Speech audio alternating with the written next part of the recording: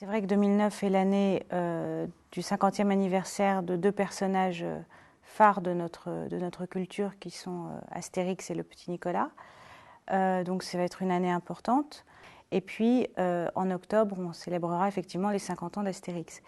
Albert Uderzo et moi avons cédé à Hachette le droit d'exploiter les 24 titres co-créés par mon père et lui pour la durée du monopole, c'est-à-dire 70 ans après la mort du dernier auteur.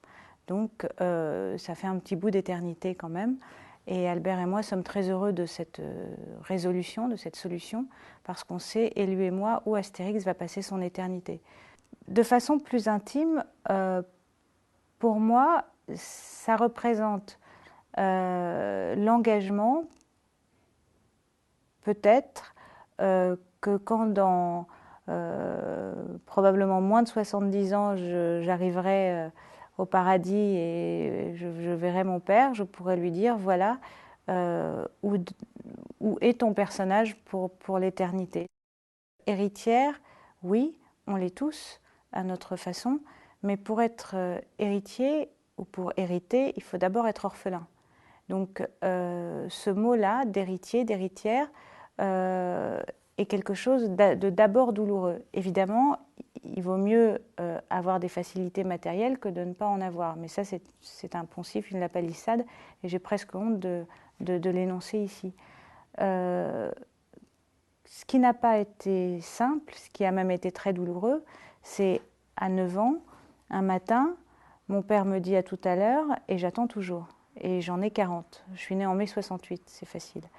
Donc ça c'est très douloureux. Ma mère est tombée malade un an avant la mort de mon père. Elle avait donc 34 ans, j'avais 8 ans, pratiquement l'âge de mon fils aujourd'hui.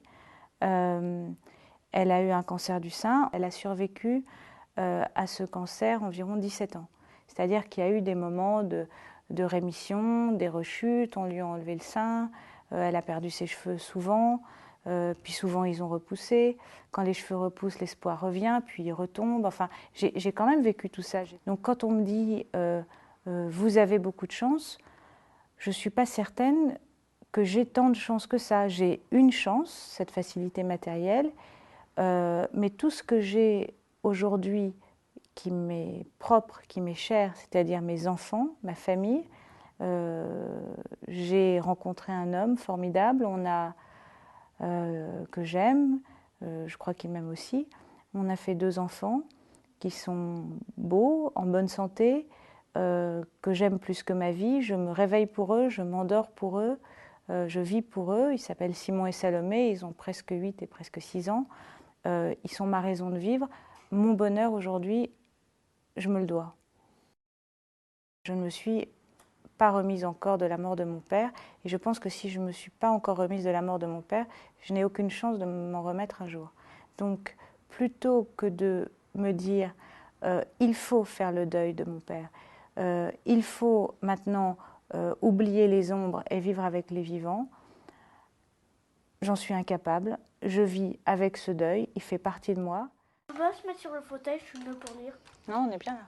Je suis certes la fille de René Goscinny qui était une star, la fille aussi de Gilberte Goscinny, qui n'était pas connue du grand public. Mais dans cette famille qui a été la nôtre trop peu de temps, c'est-à-dire 9 ans, puisque après mon père est mort, la star de la famille, c'était pas mon père, c'était ma mère. Ma mère avait 17 ans de moins que mon père. Elle était d'une beauté incroyable.